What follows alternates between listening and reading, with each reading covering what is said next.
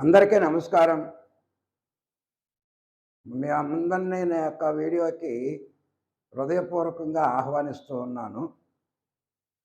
సరే, ఈరోజు మనం చర్చించబోయేటటువంటి అంశం ఏంటంటే, జస్ట్ యెస్టర్‌డే మనం ఫ్రేజ్ ప్రిపోజిషన్స్ అనేవి ఎలా ఉంటాయి, ఇందులో ఉండే పదాల అర్థాలేంటి, వాటన్నిటిని కలిపితే వచ్చేటటువంటి అర్థం ఏంటి అనేటటువంటి విషయంతోటి మనం కొన్ని ఫ్రేజ్ ప్రిపోజిషన్స్ తెలుగులో వాక్యాలని ఈ ఫ్రేజ్ ప్రిపోజిషన్ ద్వారా ఇంగ్లీష్లోకి ఎలా మార్చొచ్చో కూడా చూసాం. నిన్న మనం ఆన్ మీద చెప్పుకున్నాం, on behalf of, on account of. ఈరోజు మరి కొన్ని చూద్దాము. ఆ వెళ్ళే ముందు ఇక్కడ నేను కొన్ని తెలుగు తీసుకున్నాను, వాటిని ఏ విధంగా మార్దాం చూద్దాం. కోర్టు అతనికి అనుకూలంగా తీర్పు ఇచ్చినది. ఇచ్చింది కోర్టు సబ్జెక్టు, నో ప్రాబ్లం. తీర్పు ఆబ్జెక్టు, ఇచ్చినది జరిగిపోయినటువంటి క్రియ కనుక సబ్జెక్ట్ ఉంది, పాస్ట్ వెర్బ్ ఉంది, ఆబ్జెక్ట్ ఇది ఉంది. కానీ ఇక్కడ మనకి అతనికి అనుకూలముగా అనేటటువంటి తెలుగు పదం వచ్చింది. మరి అతనికి అనుకూలంగా అనేటటువంటి దానికి ఏ ఇంగ్లీష్ పదాన్ని మనం ఉపయోగించాలని ఆలోచిస్తే అప్పుడు మనం ఫ్రేజ్ ప్రిపోజిషన్లోకి వెళ్ళాలి. అందులో ఒకటి ఉంది,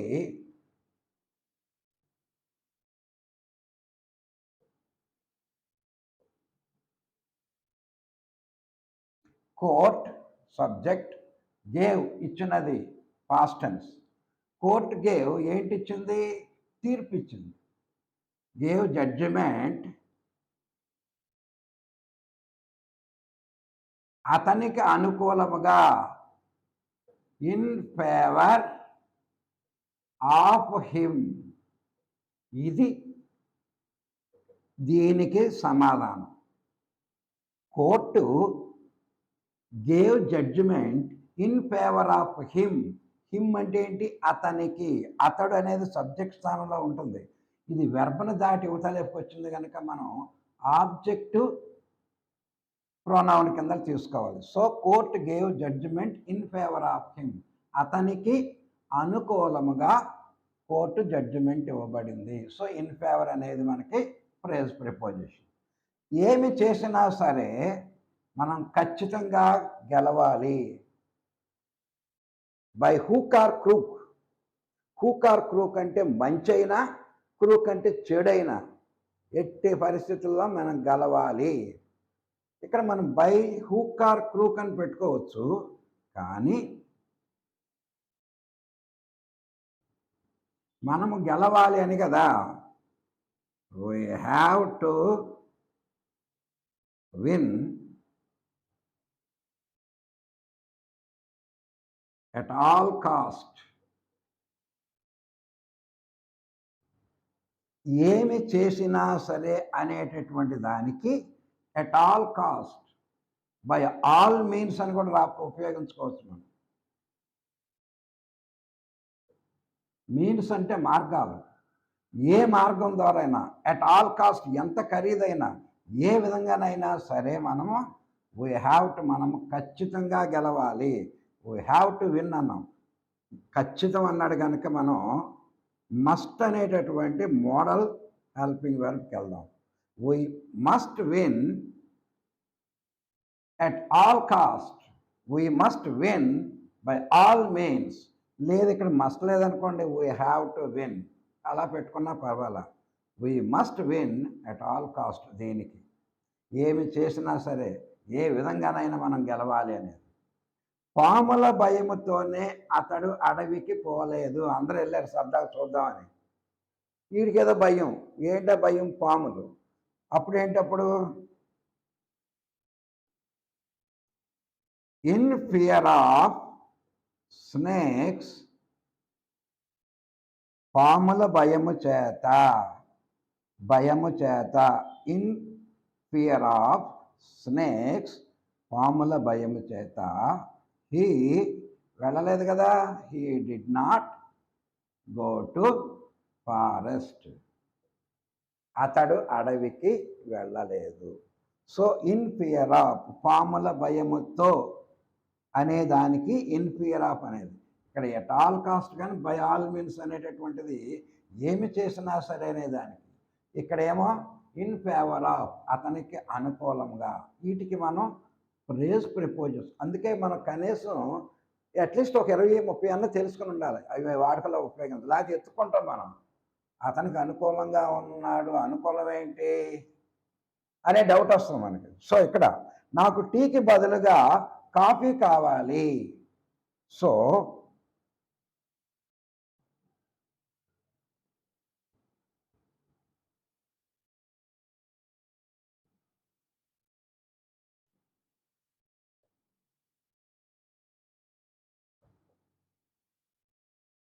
I want coffee instead of tea. ఇక్కడ ఏమన్నాను, నాకు టీకి బదులుగా.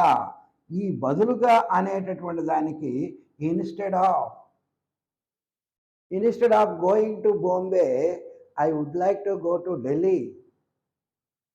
బాంబేకి బదులుగా నేను ఢిల్లీ వెళ్ళాలనుకుంటున్నాను. అర్థమైందండి? ఈ విధంగా మనకు చూడండి, వేరు వేరు ప్రిపోజిషన్స్, ప్రేజ్ ప్రిపోజిషన్స్ మనం ఉపయోగించటం. నిన్న మనం ఆన్ చూసాము, ఆన్ మీద వచ్చినటువంటి వాటిని. ఈరోజు ఇంకా చాలా ఉంటాయి, ఇంతో ఉంటాయి, విత్తో ఉంటాయి, బైతో ఉంటాయి. ఈరోజు మరి కొన్ని చూద్దాం ఎలా ఉంటాయో. చూడండి, ఇక్కడ నేను కొన్ని ఎట్ తోటి ఇన్ తోటి తీసుకున్నాను. ఎట్ ఆల్ కాస్ట్ ఆల్రెడీ మనం చూసాం ఇందాక. By all means, at all cost.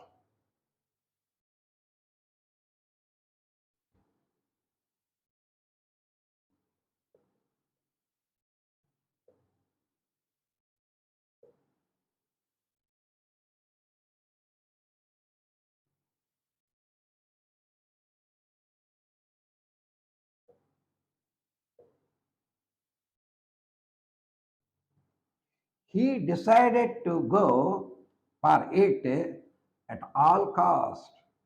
అతను ఒక నిర్ణయం తీసుకున్నాడు. హీ డిసైడెడ్, నిర్ణయం చేసుకున్నాడు. టు గో, తను అనుకున్నటువంటి దానికి వెళ్ళాలి అని. ఏదో ఒక వ్యాపారమే కావచ్చు, ఒక పార్టీ కావచ్చు, ఒక బిజినెస్లో, దేంట్లోనైనా సరే ఒక నిర్ణయం తీసుకున్నాడు. ఆ నిర్ణయం వలన వచ్చేటటువంటి ఇబ్బందులు ఎన్ని ఉన్నప్పటికీ, ఎట్ ఆల్ కాస్ట్, ఏది ఏమైనప్పటికీ అతడు నిర్ణయం చేసుకున్నాడు. కొంతమంది నిర్ణయం తీసుకుంటారు, ఎవడి మాట ఎందు. అర్థమైందండి? Next, at a rate of.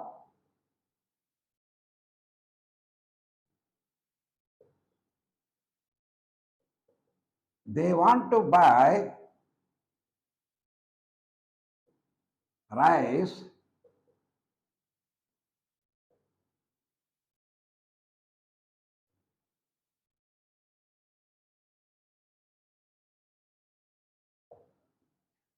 At a rate of, ఆ రేటు వద్ద, ఆ యొక్క ధర వద్ద అని అర్థం అంట. They want to buy rice, వాళ్ళు ఎక్కువ మొత్తం ఇక్కడ లేదనుకోండి, వాళ్ళు రైస్ కొనాలనుకున్నారు. ఏ రేట్లో? At a rate of 50 rupees per kilo. At a rate of, ఆ ధర వద్ద. సహజంగా మనం 1-2 కేజీలు కొనేటటువంటి వాళ్ళం ఈ గేరాలు ఏం చెయ్యం. అది ఎంత అంటే అంత. సహజంగా వ్యాపారస్తులు, మిల్లర్స్ ల్యాక్స్ కేజెస్ కొంటారు, క్వింటాల్స్ కొంటారు కనుక వాళ్ళు ఒక రేట్ ఫిక్స్ చేసుకుంటారు. మరి అబ్బాయి కేజీ 50 రూపాయలకి మసూరియో లేదా బాస్మతో ఏదో అనుకోండి, అది 50 తీసుకుంటాడు, మరి 70 అమ్ముతాడు, అది వేరే విషయం. They want to buy rice at a rate of 50 rupees per kilo. Kilo 50 రూపాయల చొప్పున ఆ రేటు ప్రకారం వాళ్ళు కొనాలనుకుంటున్నారు. At a rate. At one time, సహజంగా మనం ఏదైనా కొన్నాం, ఏ స్థలమో లేకపోతే ఏదో ఎక్స్చేంజ్ చేసుకుంటున్నాము. కొంతమంది వాయిదాల ప్రకారం ఇస్తూ ఉంటారు, ముందు కొంత ఇస్తారు, కొంతమంది ఏమో వాయిదాలు ఈ నెల వచ్చే నెలలో కొంత అండి అలా చెప్తారు. కొంతమంది అబ్బాయి అది ఏం లేదండి, అట్ ఏ టైం ఒకేసారి మొత్తం అమౌంట్ అంతా పే చేయాలి. అవసరమైతే 1 లక్ష 2 లక్షలు తగ్గించుకుంటాం, అంతేగాని ఇప్పుడు 1 లక్ష, రేపు 1 లక్ష, ఎల్లుండి లక్షలు అంటే కుదరదండి. At a time, at one time settlement అంతా కూడా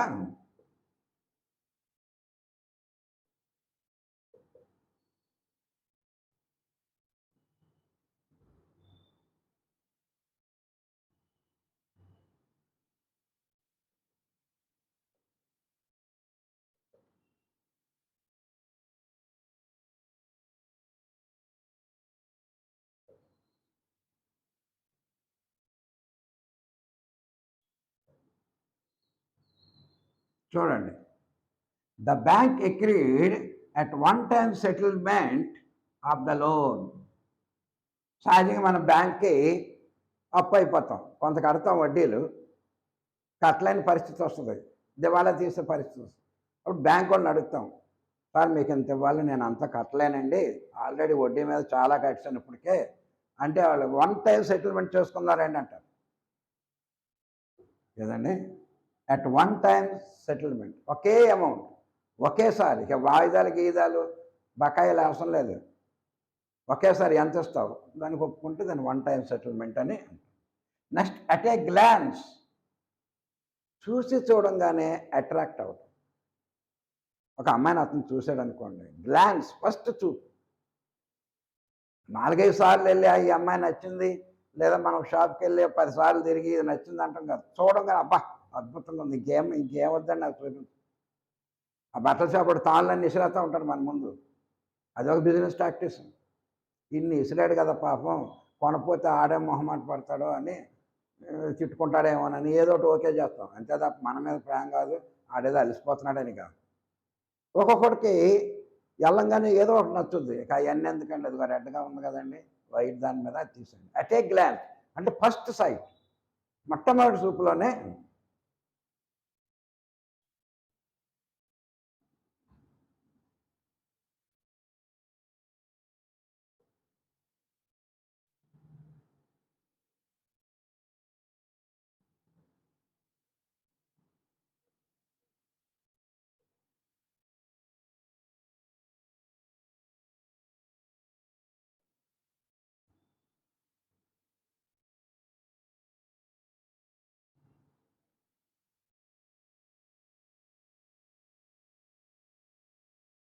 he saw the girl at a glance, ఒకేసారి ఆ అమ్మాయిని చూశాడు, చూసిన ఆ అమ్మాయి నచ్చేసింది, అందుకనే he agreed for marriage.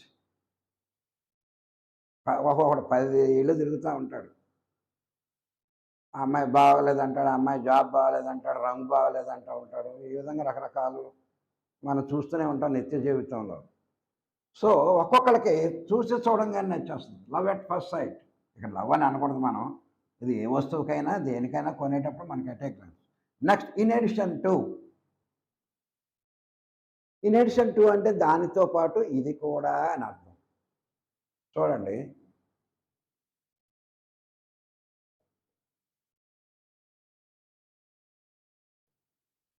I bought a car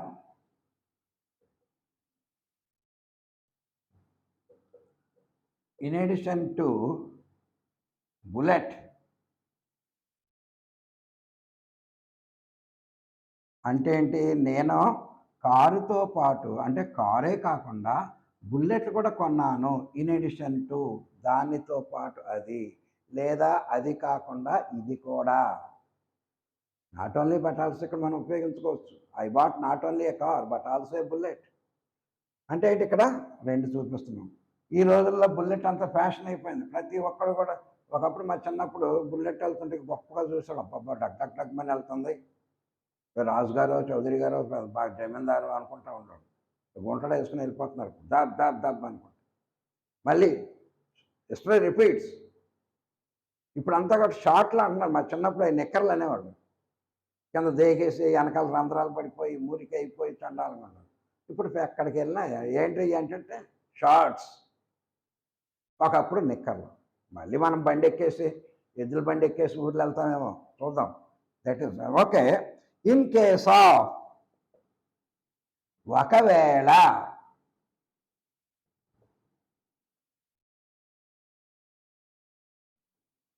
in case of dengue, ఒకవేళ డెంగ్యూ అయినట్లయితే you must go to doctor immediately. In case of, ఒకవేళ అని అర్థం అనమాట. ఇన్ కేస్ ఆఫ్ డెంగ్యూ, ఫీవర్లో చాలా రకాలు ఉన్నాయి మనకి, అందులో మోస్ట్ డేంజరస్ డెంగ్యూ. ప్లేట్లెట్స్, బ్లడ్లో ఉన్న ప్లేట్లెట్స్ పడిపోతూ ఉంటాయి. ఎవడో అంటున్నాడు, ఇన్ కేస్ ఆఫ్ డెంగ్యూ రక్త పరీక్ష చేయించండి, అందులో డెంగ్యూ అని కానీ తేలినట్లయితే you you must go to doctor immediately.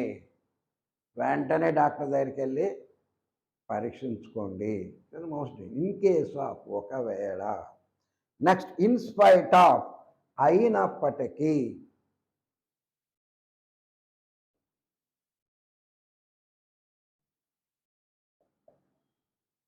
నిన్న చూసాం మనం తమ్నైళ్ళ కోసం in spite of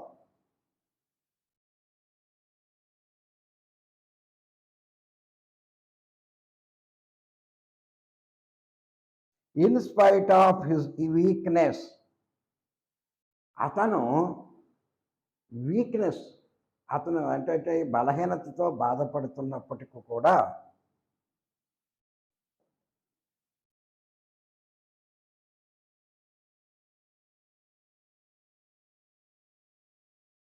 he ran fast and one.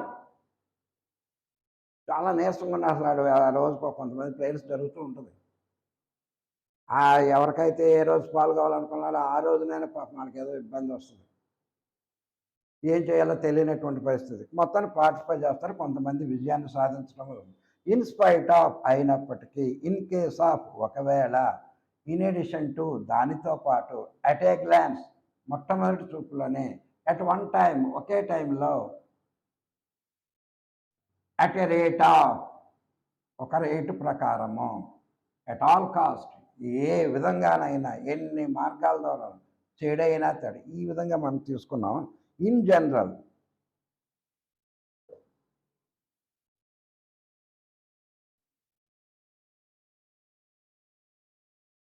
సహజముగా,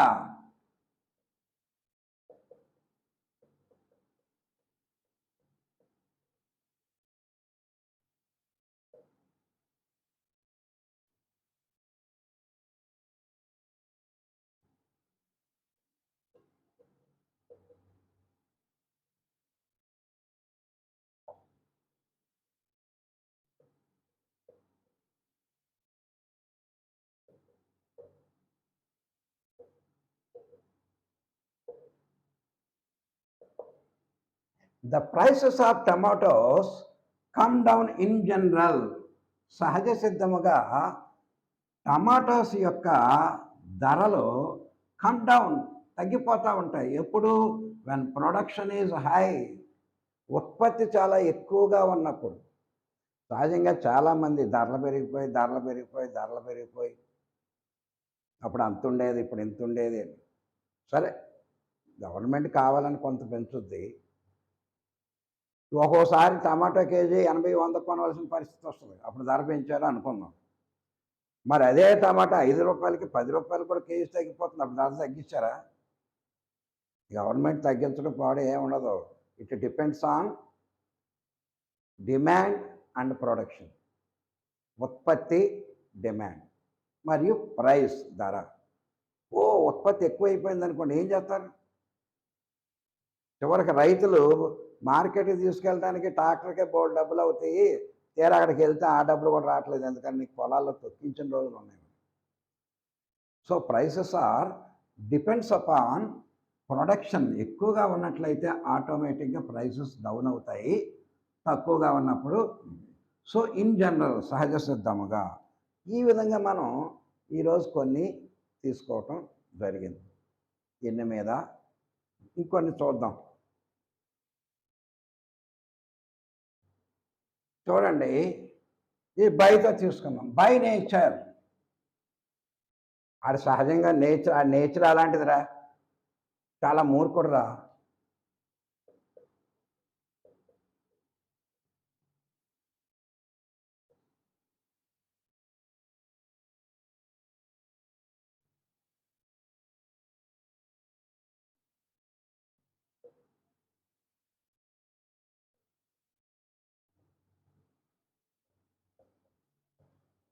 ఆడి పెంపకం బాగాలేదంటాం. ఎవడరా నిన్ను పెంచింది? ఏట్రా పెంపకం? He is so rude by nature of his growth. వాడు పెరిగినటువంటి విధానాన్ని బట్టి అతడు చాలా రూడ్గా ఉన్నాడు. సో బై హార్ట్ అంటే కంఠస్థం చేయటం.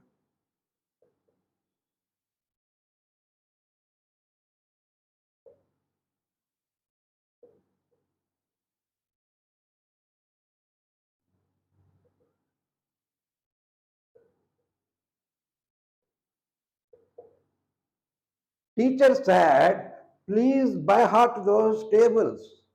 మనకి చిన్నప్పటి నుంచి ఈ లెక్కలకు ముఖ్యమైనటువంటిది ఎక్కాలు. చాలామందికి ఎక్కాలు వచ్చేవి కాదు. అవి అప్పచెప్పించుకొని ఈ రోజుల్లో మరి ఆటోమేటిక్గా వచ్చేస్తున్నాయి అనుకోండి. బై హార్ట్ చేయటం అంటే కంఠస్థం చేయటం.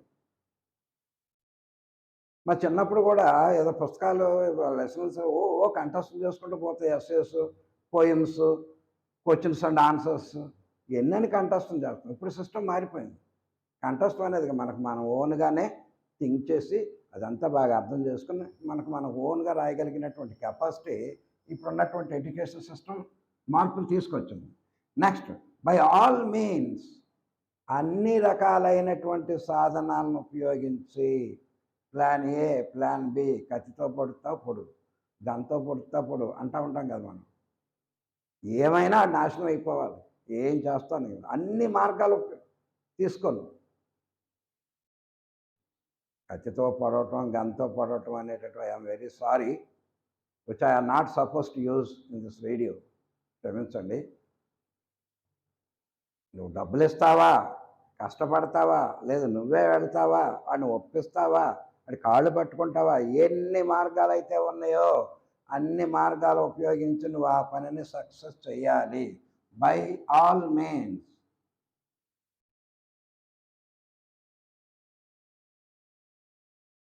You have to achieve that goal by all means. అన్ని మార్గాలను ఉపయోగించి నువ్వు అనుకున్నటువంటిది we have to achieve, సాధించాలని. బై బర్త్, బై నేచర్ అన్న బై బర్త్.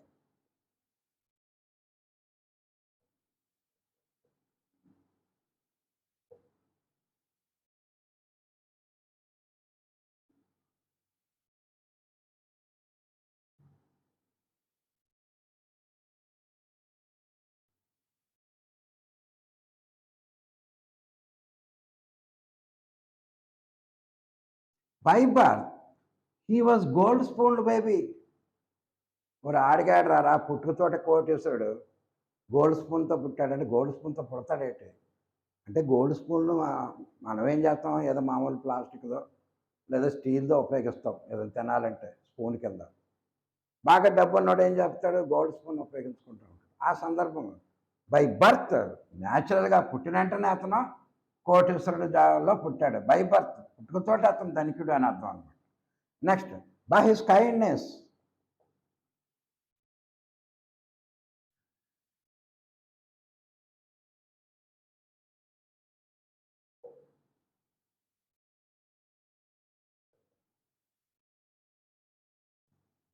అతని యొక్క దయాదాక్షిణ్యాలతో. ఇది వరకు రాజులు ఎవడన్నా తప్పు చేస్తే వెంటనే నేను ఊరి తీసేయండి, ఇలా తల తీసేయండి అని, మహాప్రభు క్షమించండి ఇంకెప్పుడు చేయనని కాళ్ళ మీద పడితే బై హిస్ కైండ్నెస్, ఆయనకి దయాదాక్షిణ్యాలు ఏమన్నా ఉంటారే, మరి వదిలేండి లేదా దేశ బహిష్కరణ చేసేయండి అని అంటారు కదా. He was excused by his kindness. అతని యొక్క దయాదాక్షిణ్యాల చేత అతను క్షమించబడ్డాడు. By his kindness. By his fashion, by her fashion.